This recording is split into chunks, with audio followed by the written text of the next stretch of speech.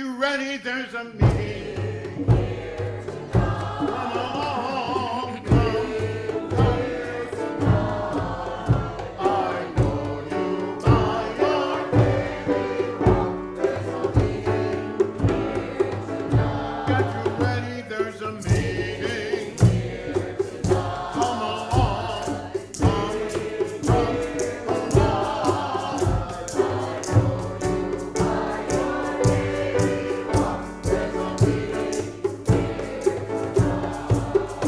There's a fire in the east, there's a fire in the west. I know it's among the Methodist. So get you ready, there's a meeting. Come along, come along. I know you by your name.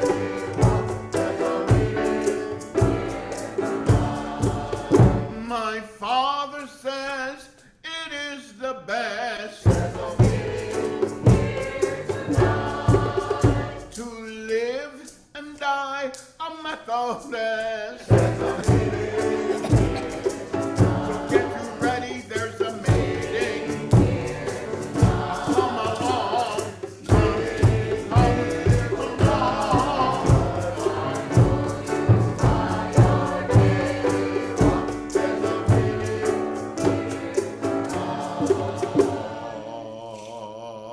I'm Baptist bred and I'm Baptist born.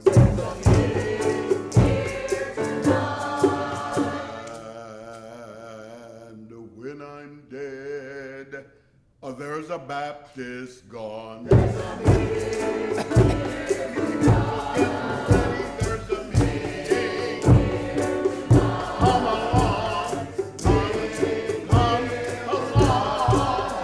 I know you by your daily walk. There's a meeting here tonight.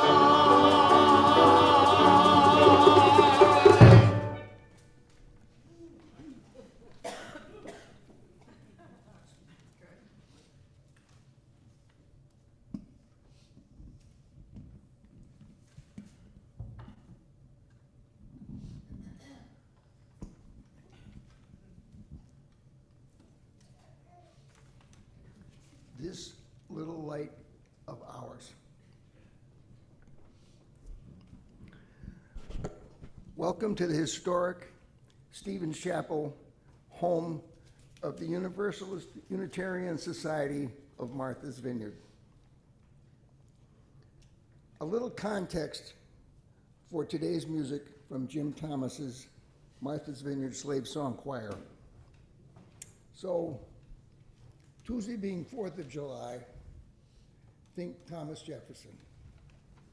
Think all men are created equal. Thomas Jefferson not only owned slaves, he bred and sold slaves for profit. Think Gettysburg, Pennsylvania, where 160 years ago tomorrow, July 3rd, Pickett's charge was repulsed, and where Lincoln would soon honor the Union dead by asking whether this nation, conceived in liberty and dedicated to the proposition that all men are created equal, would long endure. Think Walt Whitman, whose lovely poem, I Hear America Singing, somehow neglected to mention the American songs we will hear today. Think Jim Thomas, whose great-grandmother was born a slave in the late 1840s or 1850s and took him as a fifth child fishing in Humboldt, Tennessee, and sang to him many of the songs you will hear today. Think of 20 or so red states in America today, where legislatures and governors today are complicit in trying to whitewash American history, threatening the jobs of teachers and making them ask, if I teach this or that about slavery, will they call it indoctrination and fire me? This is our recurring American struggle. High ideals and the constant struggle to meet them. The lovely musical event today is an important way to say, we remember. You cannot erase American history. Jim has chosen as the last words we will hear today and sing together, Truth is Marching On. Good morning again. I'm Jim Thomas, the director of this choir in the Slave Song Project. And I don't know, there are lots of things going through my mind today. Some as a result of things that have happened in Washington at the Supreme Court, which I have some real strong feelings about. And they've been wrong before. Some of you will recall the Dred Scott decision. And within the heart of that pronouncement, where they said that black people were not whole human beings. And they had to rescind that. So they've been wrong before. To think in terms of these two great universities that had affirmative action that were built on the backs of slaves. Literally, slaves helped to build those two schools. It's so interesting when you look at the decisions that are coming out of that place presently. Now let's speak about the impact of music on slavery. You know, I never hear this talked about at all. Slaves coming to the U.S. were young. The very first group arrived in 1619. Their average age was 17.2 years. They were teenagers.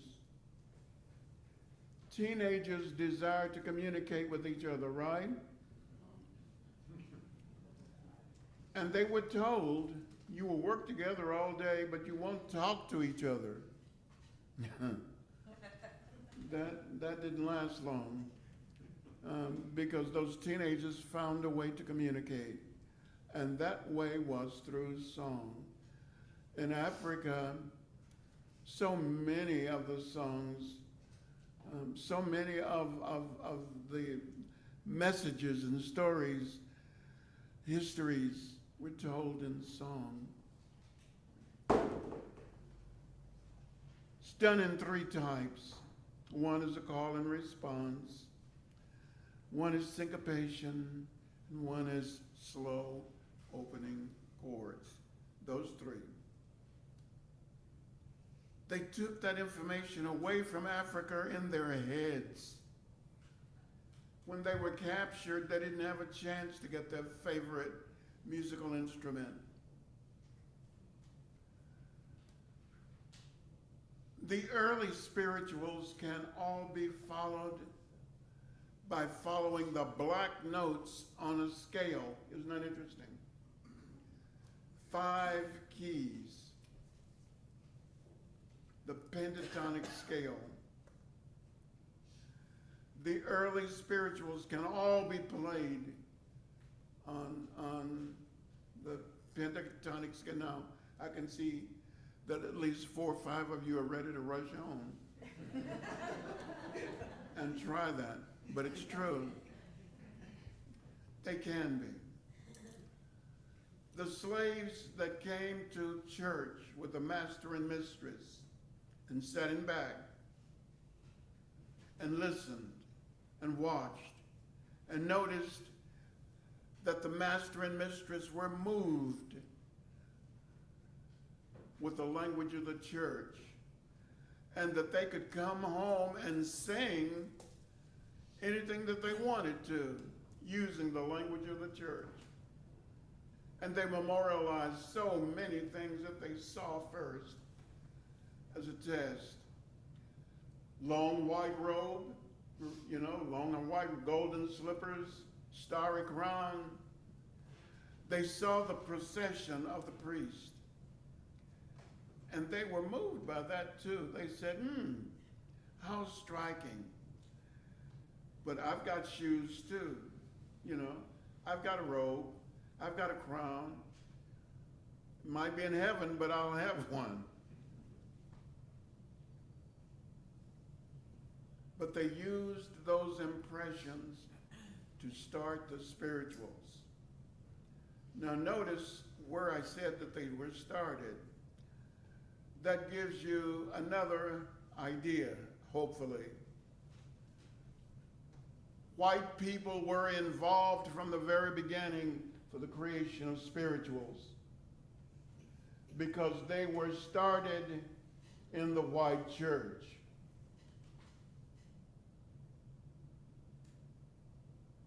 Some people are shocked. I can see it upon your brow. But that's where the spirituals were started.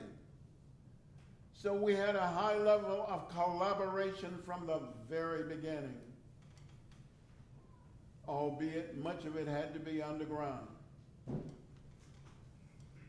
Some of the songs that we'll sing today, and I'll tell you which, are about the Underground Railroad. The official documented Underground Railroad North was only 30 years. Only 30 years. 1830 to 1860. I know that you know that, but thought maybe I'd just throw it in. 1830 to 1860. The period of the documented Underground Railroad North. There had been an Underground Railroad South until Florida was bought from the Spanish. You knew that too? Okay. Let us sing. The first song is Climbing Up the Mountain, Children. I didn't come here for to stay, but if I never more see you again, I'll see you on the judgment day. Climbing up the mountain, children, oh Lord, if we come here for to stay, oh Lord, if I never more see you again, I'll see you at the judgment day. So we're climbing up the mountain, children, oh Lord, if we come here for to stay, oh Lord, if I never more see you again, I'll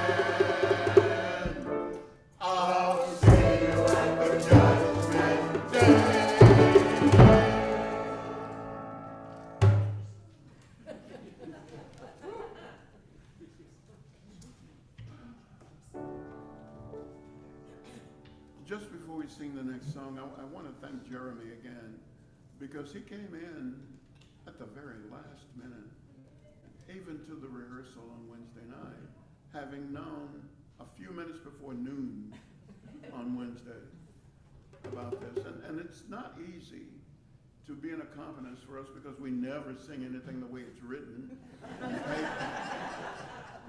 Slaves never did. Why should we? So it's not easy at all. And so I just want to recognize that as well. But we appreciate it. Thank you, Jeremy. This last piece, not last piece, we're not there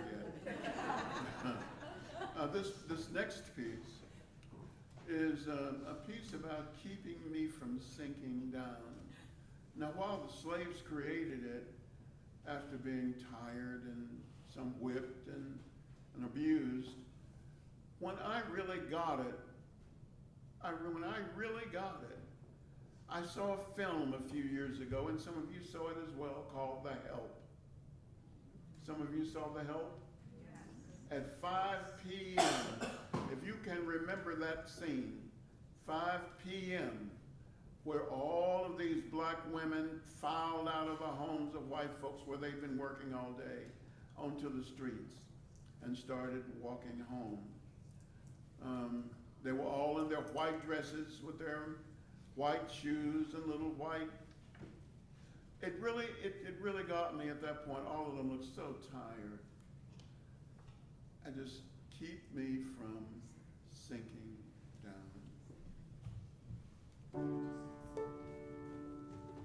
Oh Lord.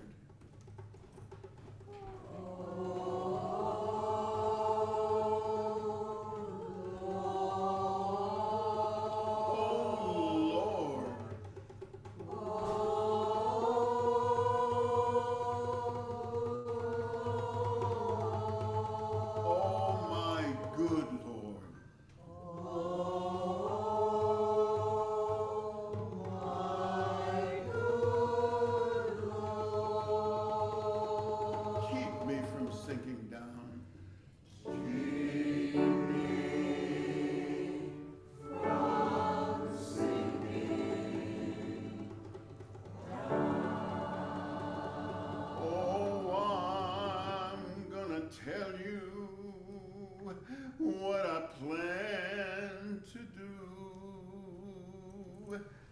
Keep me from sinking down.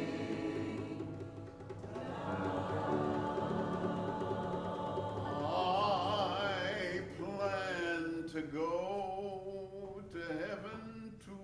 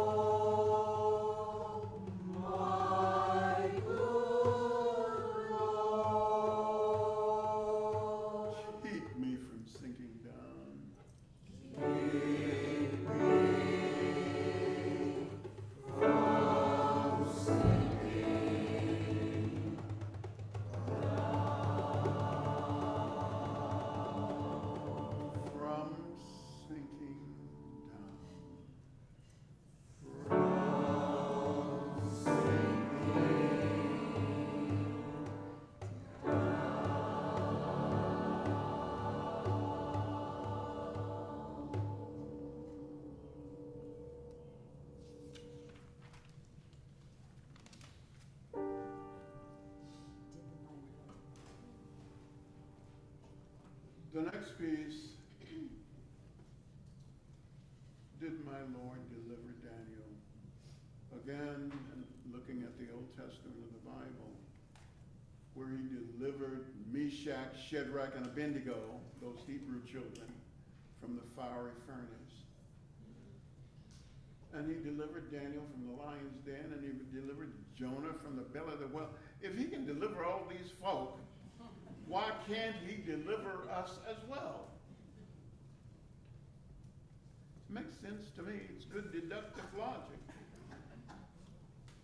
Didn't my Lord deliver Daniel? Didn't my Lord deliver Daniel?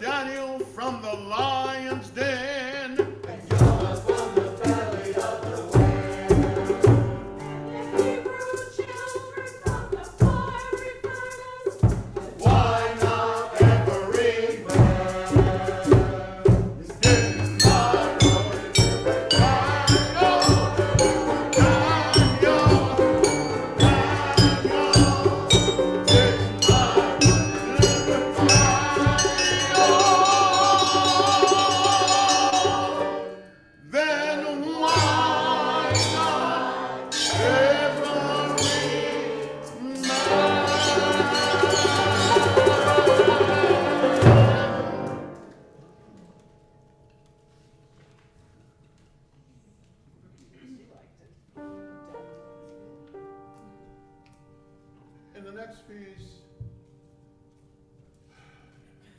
done made my vow to the Lord, and I never will turn back. These are slaves making a decision to escape on the Underground Railroad. As Peter reminded us a couple of years ago, this is the first independent decision, most likely, that a slave has ever made. And so they sang the vow.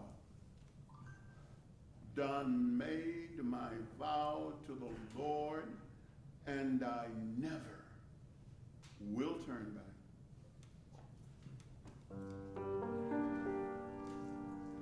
Done made my vow to the Lord, and I never will turn back. I will go, I shall go to see what the end will be. Done, open my mouth to the Lord, and I never will turn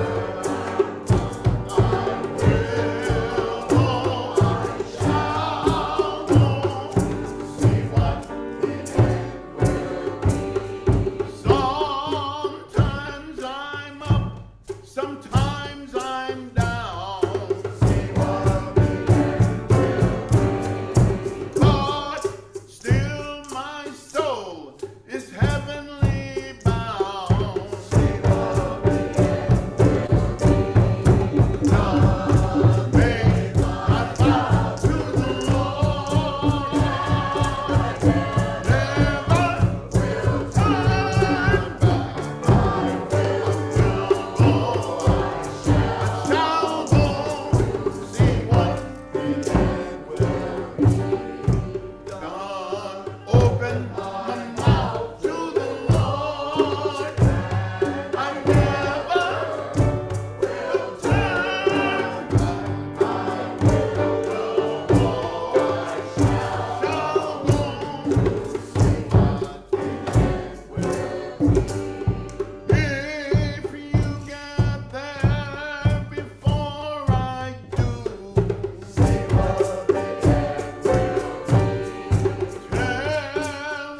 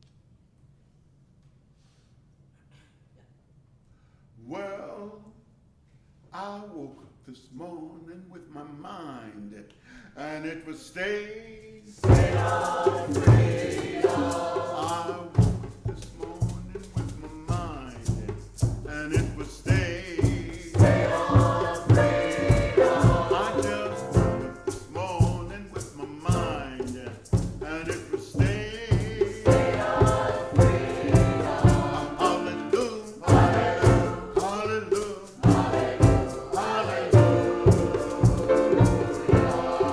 You just cannot hate your neighbor in your mind when it is stay on freedom. You just cannot hate your neighbor in your mind when it is stay on freedom. You just cannot hate your neighbor in your mind when it is stay on freedom. Hallelujah, hallelujah, hallelujah. Oh, I just woke this morning with my mind, and it was stay on freedom. I just woke this morning with my mind, and it was stay on freedom. I just woke this morning with my mind, and it was stay on freedom. Hallelujah, hallelujah, hallelujah, hallelujah.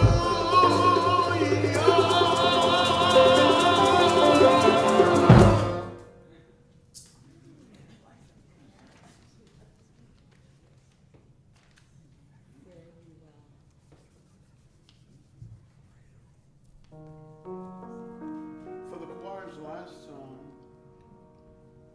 we'll do Fare You Well, a song that was sung in a circle when they knew that they were being sold.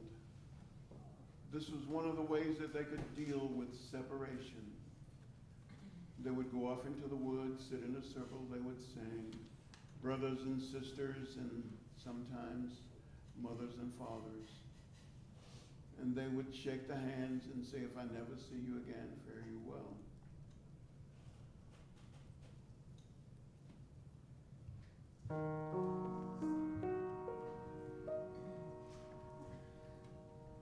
Fare you well, fare you well, fare you well, everybody. Fare you well, fare you well, whenever you get home. Keep singing it, fare you well, fare you well, fare you well, everybody. Fare you well, fare you well, whenever you get home. Before I rest in hell one day, whenever I do get home, I'll sing and pray myself away. Whenever I do get home, my brother said, fare you well, fare you well, fare you well. My brother, fare you well,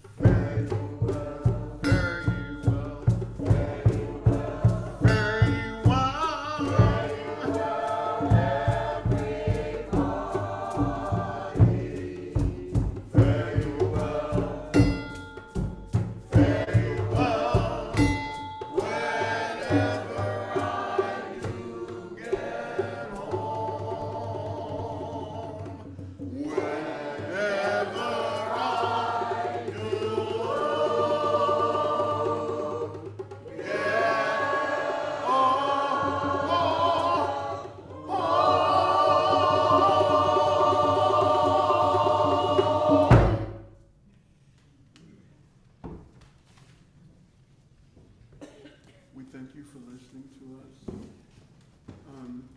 Our closing hymn is going to be one that you may be able to join in on. It's the Battle Hymn of the Republic. We'll be joined by Chris Seidel, who will be playing the snare drum, which will add some additional mystery to our piece. So if you want to remain seated, you can do that. We're going to sing 2 verses of it. And if any of you have a hymnal nearby, you may be able to find it. But the first one is just going to be the regular, mine eyes have seen the glory. And the second verse as well, I've seen him in the watchfires. So, the Battle Hymn of the Republic. And thanks to Chris, by the way, for assisting us also on a short notice. Is there anything that I'm missing? I don't think so. Have I said it all? All right. If not, catch us at refreshments.